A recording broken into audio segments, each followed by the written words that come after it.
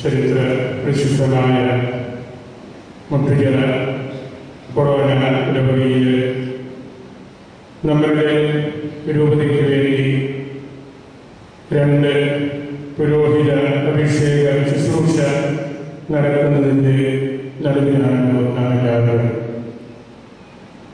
മുട്ടുചിറ ഇടവക പരാരൂപതയ്ക്കും സാർവത്രിക സഭയ്ക്കും വളരെയേറെ പ്രഗത്ഭരായ വൈദികരെയും സമർപ്പിതരെയും സംഭാവന ചെയ്തുകൊണ്ടിരിക്കുന്ന വലിയൊരു ക്രൈസ്തവ കേന്ദ്രമാണ്.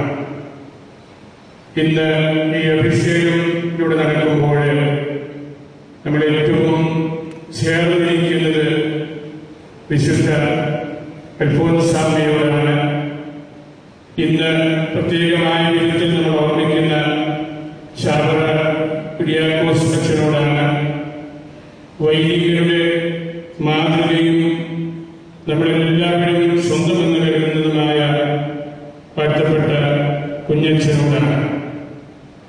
ഈ 3 വിശുദ്ധമായ പൈതൃകങ്ങൾ ഇവിടെ ഒന്നിച്ചിരിക്കുന്ന നമുക്കെല്ലാവർക്കും ഏറ്റവും പ്രിയപ്പെട്ട പാരമ്പര്യങ്ങൾ കൂടിയാണ് എന്ന് നമുക്ക് അറിയാമല്ലോ. ഈ ഇടവകയോടും ഈ ഇടവക സമൂഹത്തോടും ഞാൻ മേൽപ്പറഞ്ഞ 3 വ്യക്തികൾക്കും വളരെയേറെ അടുപ്പവും പരിചയവുമുണ്ട് എന്ന് നമുക്ക് അറിയാം. ഇന്നത്തെ സുവിശേഷത്തിൽ മത്തായി സുവിശേഷം 10-ാം അധ്യായത്തിൽ കർത്താവ് ശിഷ്യന്മാരെ വിളിച്ച് ഒരുക്കിയതിനു ശേഷം ഒരു മിഷനറി എക്വിപ്മെന്റിന് വേണ്ട സംഭാഷണങ്ങൾ, ഒരു മിഷനറി ഡിസ്കോഴ്സ് തന്നെ നടത്തുകയാണ്. നമുക്ക് ഇന്ന് 2000 വർഷങ്ങൾ കഴിഞ്ഞ് ആ തിരുവചനങ്ങളിലേക്ക് നോക്കുമ്പോൾ നമുക്ക് വിസ്മയം തോന്നും. എത്രമാത്രം സമഗ്രമായിട്ടുള്ള ഒരു ദർശനമാണ് കർത്താവ് ശിഷ്യന്മാർക്ക് നൽകിയത് എന്ന്. നമ്മൾ ആരെങ്കിലും ഒരു യാത്രയ്ക്ക് പോകുമ്പോൾ എത്രയോ ദിവസങ്ങൾക്ക് മുൻപ് അതിന് വേണ്ട കാര്യങ്ങളെ കുറിച്ചുള്ള ഒരുക്കങ്ങളെല്ലാം നടത്തും. വിദേശ രാജ്യങ്ങളിൽ പോകുമ്പോൾ അല്ലെങ്കിൽ നമ്മുടെ ഭാരതത്തിന്റെ വടക്കൻ പ്രദേശങ്ങളിൽ യാത്രയ്ക്ക് പോകുമ്പോൾ യാത്രയ്ക്ക് വേണ്ട സാമഗ്രികളെ കുറിച്ചുള്ള വലിയൊരു വ്യഗ്രത എല്ലാവരും വച്ചു പുലർത്തും. ഈശോ ശിഷ്യന്മാരോട് പറഞ്ഞത്, യാത്രയ്ക്ക് പോകുമ്പോൾ എന്തൊക്കെയാണ് നിങ്ങൾ എടുക്കരുതാത്തത്, കരുതരുതാത്തത് എന്നാണ്. നമ്മുടെ തിരുവചനങ്ങൾ കേട്ടു. സ്വർണം വേണ്ട, വെള്ളി വേണ്ട, ചെമ്പ് വേണ്ട, 2 ഉടുപ്പുകൾ വേണ്ട, ആഹാര സാധനങ്ങൾ വേണ്ട, അലങ്കൃതമായ അരക്കെട്ട് വേണ്ട, വടി വേണ്ട, ഇതൊന്നും വേണ്ട. എന്തൊക്കെ സാധനങ്ങളാണ് ഒരു മിഷനറി അല്ലെങ്കിൽ ഒരു സമർപ്പിത അവരുടെ പ്രേക്ഷിത രംഗത്തേക്ക് പോകുമ്പോൾ കൊണ്ടുപോകരുത്. അതാണ് ഈശോ നമ്മെ പഠിപ്പിക്കുന്നത്. ഒരു സിംഹാസൻ പുരോഹിതനായിട്ട് അഭിഷിക്തനാകുമ്പോഴും ആ വ്യക്തിയുടെ മനസ്സിൽ നിറഞ്ഞു നിൽക്കേണ്ട കാര്യമിതാണ്. പക്ഷേ ആ തിരുവചനങ്ങളുടെ എല്ലാം പിന്നിൽ നമുക്ക് വേണ്ട ഒരു മൂലധനത്തെ കുറിച്ച്, നമുക്ക് വേണ്ട ഒരു ഇന്ധനത്തെ കുറിച്ച് കർത്താവ് ശക്തമായിട്ട് പഠിപ്പിക്കുന്നുണ്ട്. ആ മൂലധനം, ആ ഇന്ധനം ഈശോയാണ്. ഈശോ മാത്രമാണ്. ഒരു വലിയ പ്രേക്ഷിത ശുശ്രൂഷയിൽ ഏർപ്പെട്ടിരിക്കുന്ന ഏതൊരു വ്യക്തിക്കും ഈശോ മാത്രം മതി. നമ്മുടെ ശുശ്രൂഷ ഫലമണിയാണെങ്കിൽ ഇത് നമുക്ക് സമൃദ്ധമായിട്ട് ഉണ്ടെങ്കിൽ മാത്രമേ സാധിക്കുകയുള്ളൂ. അദ്ദേഹത്തിന്റെ ഔദ്യോഗിക ശുശ്രൂഷകളിലെല്ലാം ആവർത്തിച്ച് പറഞ്ഞ വാക്ക് ഈശോ മിശിഹ എന്നാണ്. നിങ്ങൾ പറഞ്ഞ ഒരു പുരോഹിതന് അവന്റെ ഉള്ളിൽ പൂർണ്ണമായിട്ട് മനസ്സിലാകാതെ നിൽക്കുന്ന ഏക യാഥാർത്ഥ്യം ഈശോ മിശിഹയാണ്. ആ രഹസ്യത്തിന്മേലാണ് അവൻ ശുശ്രൂഷ ചെയ്യേണ്ടത്. ആ ഒരു വലിയ ദൈവിക ദാനത്തിന്മേലാണ് നമ്മൾ കർത്താവിന്റെ ശുശ്രൂഷകളെ ആകേണ്ടത്. പ്രസിദ്ധ വചന പ്രഘോഷകനായ പുൽക്കൻസി ഒരിക്കലും പറഞ്ഞു, നമ്മൾ സാധാരണ എപ്പോഴും ദൈവത്തിൽ വിളിക്കുമ്പോൾ സ്വർഗത്തിലേക്ക് കണ്ണുകൾ കരങ്ങൾ മനസ്സുകൾ ഉയർത്തി വിളിക്കാറുണ്ട്, സ്വർഗത്തിലിരിക്കുന്ന ദൈവമേ. എന്നാൽ ക്രിസ്മസിന്റെ ദിവസം നമ്മൾ സ്വർഗം കാണാനായിട്ട് മുകളിലേക്കല്ല താഴേക്കാണ് നോക്കുന്നത്.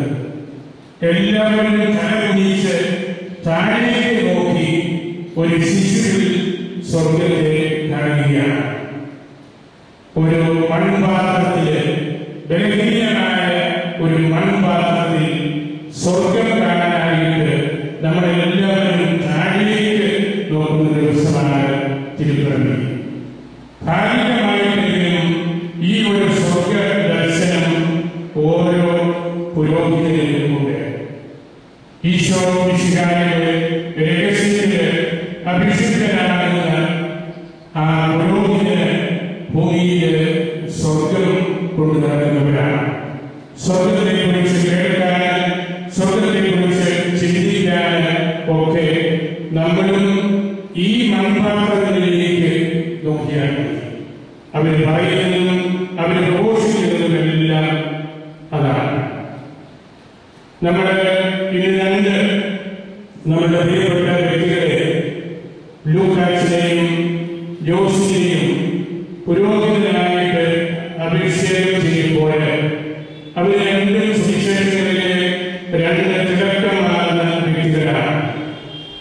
ലൂക്കായുടെ സുവിശേഷത്തോടുള്ള അടുപ്പം, യോസേഫിന്റെ നീതിബോധം, സത്യസന്ധത, അത് രണ്ടും ഏതൊരു വൈദികനും വേണ്ടതാണ്. സുവിശേഷത്തോടുള്ള ആഴമായ അടുപ്പവും നീതിബോധവുമെല്ലാം. ഇന്നത്തെ തിരുവചനത്തിൽ നമ്മൾ കേട്ടല്ലോ, ഒരു പുരോഹിതന് വെറുതെ ഏതെങ്കിലും കാര്യങ്ങൾ മനസ്സിൽ തോന്നുന്നത് പറയുകയല്ല. നമ്മളിനി കേൾക്കാനിരിക്കുന്ന അഭിഷേക പ്രാർത്ഥനകളിലും അത് തന്നെയാണ്. പിശാചുക്കളെ പുറത്താക്കാൻ, ദൈവവചനം പ്രസംഗിക്കാൻ, മരിച്ചവരെ ഉയർപ്പിക്കാൻ, രോഗികൾക്ക് സൗഖ്യം നൽകാൻ, ഇങ്ങനെ ഒരുപാട് കാര്യങ്ങൾ കർത്താവ് പറഞ്ഞ് ഏൽപ്പിക്കുകയാണ്. ഇതെല്ലാം പറഞ്ഞ് കേൾപ്പിച്ചിട്ടാണ് ഇവരെ പൗരോഹിത്യത്തിലേക്ക് തിരഞ്ഞെടുക്കണമേ എന്ന് സഭ പ്രാർത്ഥിക്കുന്നത്. പിശാച് ആദ്യ മനുഷ്യനിൽ ഏൽപ്പിച്ച ആ മുറിവുകൾ എല്ലാം എടുത്ത് മാറ്റാനാണ് കർത്താവ് ഈ പൗരോഹിത്യ ശുശ്രൂഷ സഭയ്ക്ക് നൽകിയത് എന്ന് നമുക്കറിയാം. അവിടെ നമ്മൾ ശ്രദ്ധിക്കേണ്ട മാനദണ്ഡങ്ങളാണ് കർത്താവ് നമ്മെ പഠിപ്പിക്കുന്നത്. അവിടെ നമുക്ക് മോണിറ്ററി ഗെയിൻസ്, സാമ്പത്തിക ലാഭം, സ്വർണം, വെള്ളി, നാണയങ്ങൾ, പണം, അങ്ങനെയുള്ള ചിന്തകളൊന്നുമല്ല വചനം പ്രഘോഷിക്കുന്ന ശിഷ്യന്മാരില് അല്ലെങ്കിൽ ഇന്ന് പുരോഹിതരായ നമ്മളില് ഉണ്ടായിരിക്കേണ്ടത്. നമുക്ക് ഭൗതികമായിട്ടുള്ള അലങ്കൃതമായ ഒരു സഞ്ചി, കിട്ടുന്നതെല്ലാം സഞ്ചിക്കകത്താക്കണം, കിട്ടുന്ന പണമെല്ലാം അടിയിലുള്ള ബെൽറ്റിൽ സൂക്ഷിക്കണം. അങ്ങനെയുള്ള കാര്യങ്ങളുമായിട്ട് നടക്കുമ്പോൾ ദൈവവചനം നമ്മൾ പറയുന്നത് യാതൊരു ഫലവും പുറപ്പെടുവിക്കുകയില്ല. രണ്ട് ഉപായങ്ങൾ നമുക്ക് വേണ്ട. പൗരസ്ത്യപ്രിയവാനായ മനപ്രിയം പറയുന്നുണ്ട്, രണ്ട് ഉപായങ്ങൾ, രണ്ട് തരം പ്രബോധനങ്ങളാണ്. ഒന്ന് ഈശോയുടേതും മറ്റൊന്ന് ലോകത്തിന്റെയും. നമുക്ക് ഒരു ഒറ്റ ഉപായമേ പാടുള്ളൂ. തുന്നലില്ലാത്ത, മറ്റൊന്നും കൂട്ടിച്ചേർക്കപ്പെടാത്ത സത്യസഭയുടെ പ്രബോധനം, ദൈവത്തിന്റെ വചനം. ആ ഉപായം മാത്രമേ നമ്മൾ അണിയാൻ പാടുള്ളൂ. ബാക്കിയുള്ള ഉപായങ്ങളെല്ലാം ലോകത്തിന്റെ എക്യുപ്മെന്റാണ്. ലോകം നമ്മളെ പറഞ്ഞ് ഇതാണ് വേണ്ടത്, ഇങ്ങനെ പോയാലേ കാര്യമുള്ളൂ, ഈ രീതിയിലുള്ള കാര്യങ്ങൾ ശ്രദ്ധിക്കണം എന്നൊക്കെ ലോകം നമ്മെ പഠിപ്പിക്കുന്ന കാര്യങ്ങളാണ്. അങ്ങനെയുള്ള രണ്ട് ഉപായങ്ങൾ നമ്മൾ അണിയുമ്പോഴാണ്, ലോകത്തിന്റെ വ്യഗ്രതകൂടെ നമ്മളിൽ കയറിപ്പറ്റുമ്പോഴാണ് ശിഷ്യന്മാരുടെ പുരോഹിതരുടെ ശരിയായിട്ടുള്ള പ്രവർത്തനങ്ങൾ ഫലമണിയാണ്ട് പോകുന്നത്. അതുകൊണ്ട് നാം എല്ലാവരും ഓരോ ദിവസവും ഹൃദയത്തിൽ എടുക്കേണ്ട ചിന്തകളാണ് കർത്താവ് ശിഷ്യന്മാരോട് പറഞ്ഞത്. അതുപോലെ തന്നെ വിവേകത്തെക്കുറിച്ച് നമ്മളൊരു സ്ഥലത്ത് ചെല്ലുമ്പോൾ ആ സ്ഥലത്തെ മാന്യന്മാരോട് ബന്ധപ്പെടണം. ഒരു ദിവസം കഴിഞ്ഞ് തൊട്ടടുത്ത് കുറച്ചുകൂടെ നല്ല വീടുണ്ട്, അവിടെ 4 നേരം നല്ല ഭക്ഷണം കിട്ടും, എന്നാൽ അങ്ങോട്ട് മാറിക്കളയാം. അത് പാടില്ല. വീട് തോറും കയറി ഇറങ്ങി അലങ്ങി തിരിഞ്ഞ് നമ്മളുടെ മഹത്വം നോക്കി നടക്കരുത്. വളരെ പ്രായോഗികമായിട്ടുള്ള കാര്യമാണ്. ഇനി ഏതെങ്കിലും സ്ഥലത്ത് നമ്മൾ പ്രസംഗിച്ചു നമ്മളെ സ്വീകരിക്കുന്നില്ലെങ്കിൽ ആ ബന്ധം നമ്മൾ കൊടുക്കുകയാണ്. കാലിലെ പൊടി കൂടെ അവിടെ തട്ടിയിട്ട് പിള്ളേര് പറയുന്നത് നമ്മൾ കൂട്ട് മായ്ച്ചു കളഞ്ഞു, ഇനിയൊരു ബന്ധമില്ല. ആ സമൂഹവുമായിട്ട് ആ വ്യക്തിയുമായിട്ടുള്ള കൂട്ട് മായ്ച്ചു കളയുകയാണ്. കാരണം അവർക്ക് ദൈവവചനം സ്വീകരിക്കാൻ അവർ തയ്യാറല്ല. അതുകൊണ്ടാണ് ഈശോ പറഞ്ഞത്, നമ്മൾ ഈ ശുശ്രൂഷയിൽ ഏർപ്പെടുമ്പോൾ സർപ്പങ്ങളെ പോലെ വിവേകം വേണം, പ്രാവുകളെ പോലെ നിഷ്കളങ്കത വേണം. കാരണം 100 ചെന്നായ്ക്കളുടെ നടുവിലേക്ക് ഒരു കുഞ്ഞാട് പോലെ ഓരോ പുരോഹിതനും എത്തുകയാണ്. ഒന്ന് ഓർത്ത് നോക്കി, 100 ചെന്നായ്ക്കൾ നിൽക്കുന്നിടത്തോട്ട് ഒരു കുഞ്ഞാട് ചെന്നാൽ ഉണ്ടാകുന്ന അവസ്ഥ. അതാണ് കർത്താവ് നമ്മെ പഠിപ്പിക്കുന്നത്. ലോകത്തോട് എതിർത്ത് നിൽക്കണമെങ്കിൽ ഈ 100 ചെന്നായ്ക്കള് നമുക്കെതിരായിട്ട് മുറവിളിക്കുമ്പോൾ അവിടെ നമുക്ക് വേണ്ടത് വലിയ വിവേകമാണ്, അടിസ്ഥാനപരമായ ശുദ്ധതയാണ്, നിഷ്കളങ്കതയാണ്. അത് ഏത് അവസരത്തിലും നമ്മൾ മനസ്സിൽ കാത്തു സൂക്ഷിക്കേണ്ട കാര്യമാണ്. സർപ്പങ്ങളെ കുറിച്ച് ബൈബിൾ പണ്ഡിതന്മാര് വലിയ പ്രബോധനങ്ങളെല്ലാം നടത്തിയിട്ടുണ്ട്. പാമ്പ് നമുക്കറിയാം, കുറെ വർഷങ്ങൾ കഴിയുമ്പോൾ അതിന്റെ തൊലി, ചർമ്മം പ്രായത്തിലെത്തി അതിന്റെ കണ്ണുകളെല്ലാം മൂടിപ്പോകും. അപ്പോൾ ആ പാമ്പ് ചെയ്യുന്നത് വളരെ വീതി കുറഞ്ഞ ഒരു ദ്വാരത്തിലൂടെ അതിനെ കയറ്റി വിട്ട് ആ തൊലി ഉരുങ്ങി കളയുകയാണ്. പൗലോസ് പറയുന്നതാണല്ലോ, പാപഭാരം കൊണ്ട് വാർദ്ധക്യത്തിലെത്തിയാൽ നമ്മളുടെ ശാരീരികതയെ നമ്മൾ ഉരുങ്ങി കളയണം. സർപ്പത്തിന്റെ വിവേകം അതാണ്. നമ്മൾ പാപഭാരത്തോടുകൂടെ ദൈവവചനം പ്രസംഗിക്കാനായിട്ട് പോകരുത്. സഭയ്ക്ക് എന്നും വേണ്ടത് യുവത്വമാണ്, സൗന്ദര്യമാണ്, ആകർഷകത്വമാണ്.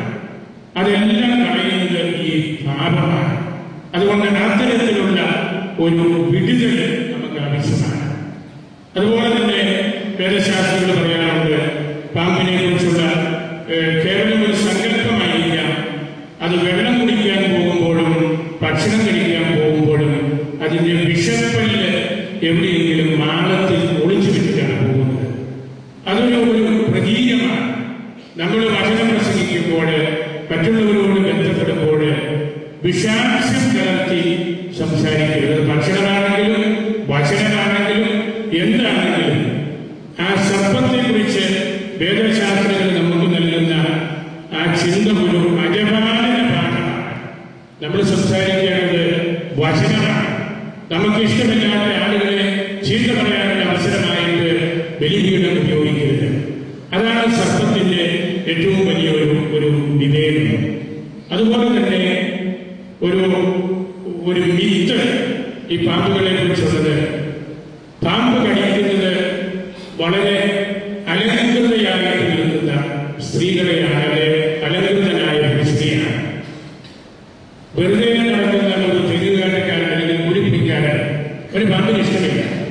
പാപത്തിന്റെ ലോകത്തിന്റെ വലിയ മൂടികളുമായിട്ട് നടക്കുമ്പോഴാണ് സാത്താൻ നമ്മളെ ആക്രമിക്കുന്നത്. അവസാനമായിട്ട് ഈ പാമ്പിന്റെ വിവേകം, പാമ്പ് ഒരു കാരണവശാലും അതിന്റെ തല നഷ്ടപ്പെടാതെ നോക്കും. ശരീരം മുറിവേറ്റ് മുറിഞ്ഞു പോയാലും പാമ്പിന്റെ ശിരസ് മാത്രം അവശേഷിക്കുമ്പോഴും അത് ജീവിക്കും. സഭയുടെ പിതാക്കന്മാര് പ്രത്യേകിച്ച് നമ്മളെ പഠിപ്പിക്കുന്നത് ആ ശിരസ് വിശ്വാസമാണ്. നമ്മൾ വളരെ പ്രസംഗിച്ചു, വളരെയേറെ എതിർപ്പുകൾ വന്നു, നമുക്ക് മുറിവുകളേറ്റു. എങ്കിലും നമ്മളുടെ വിശ്വാസം നമ്മൾ കാത്തു സംരക്ഷിച്ചാൽ അതാണ് ഏറ്റവും പ്രസക്തമായ കാര്യം. ശിഷ്യന്മാരും അവരുടെ പിൻഗാമികളായ നമ്മൾ വൈദികരും സമർപ്പിതരും പ്രത്യേകിച്ച് കാത്തു സൂക്ഷിക്കേണ്ട ഏറ്റവും വലിയ യാഥാർത്ഥ്യമാണല്ലോ വിശ്വാസം. പൗലോസ് പ്രത്യേകിച്ച് ഊന്നി പറയുന്നത്, സഭയുടെ പാരമ്പര്യം നമ്മെ പഠിപ്പിക്കുന്നത്, ദാനമായി കിട്ടിയത് കാശ് മേടിക്കാണ്ട് കൊടുക്കണം. ദാനമായി കിട്ടിയത് ദാനമായി കൊടുക്കണം. വചനം പ്രസംഗിക്കാനും രോഗികളെ സംരക്ഷിക്കാനും ഒക്കെ ദൈവം നമുക്ക് തന്നിരിക്കുന്ന ആ ദാനം, അത് ദാനമായി നമ്മൾ കൊടുക്കണം. അങ്ങനെയാണ് സഭയുടെ നിർമ്മിതി നടക്കേണ്ടത്. അങ്ങനെ കൊടുക്കുമ്പോഴാണ് സുവിശേഷം പ്രസംഗിക്കുന്നവരുടെ പാദങ്ങളിൽ സൗന്ദര്യമുള്ളതാകുന്നത്. നമ്മൾ ചെരുപ്പിടാണ്ട് വടിയില്ലാണ്ട് നടന്ന് മടുത്ത് കാല് പൊട്ടി വരഞ്ഞ് വിണ്ടുകീറി അങ്ങനെ ഇരിക്കുന്ന കാലിനെ കുറിച്ചാണ് വേദപുസ്തകം പറയുന്നത്. എത്രയോ സുന്ദരം. എന്താണ് അതിന്റെ സൗന്ദര്യം? ആ സൗന്ദര്യം ആ വ്യക്തി കാണുന്നത്, ഞാൻ പറഞ്ഞ വചനം ഫലമണിയാൻ തുടങ്ങി, അവിടെ സഭ ജനിച്ചു, അവിടെ ശിഷ്യന്മാർ കേൾക്കുന്നുണ്ടായി, വചനം ഫലം പുറപ്പെടുത്തി എന്ന് കേൾക്കുമ്പോൾ ഈ പ്രഘോഷകൻ അവന്റെ വേദന, മുറിവുകൾ മറക്കുകയാണ്. ആ മുറിവുകളിൽ അവൻ സൗന്ദര്യം കണ്ടെത്തുകയാണ്. അതാണ് യഥാർത്ഥ പൗരോഹിത്യ ശുശ്രൂഷ എന്ന് നമ്മൾ തിരിച്ചറിയണം.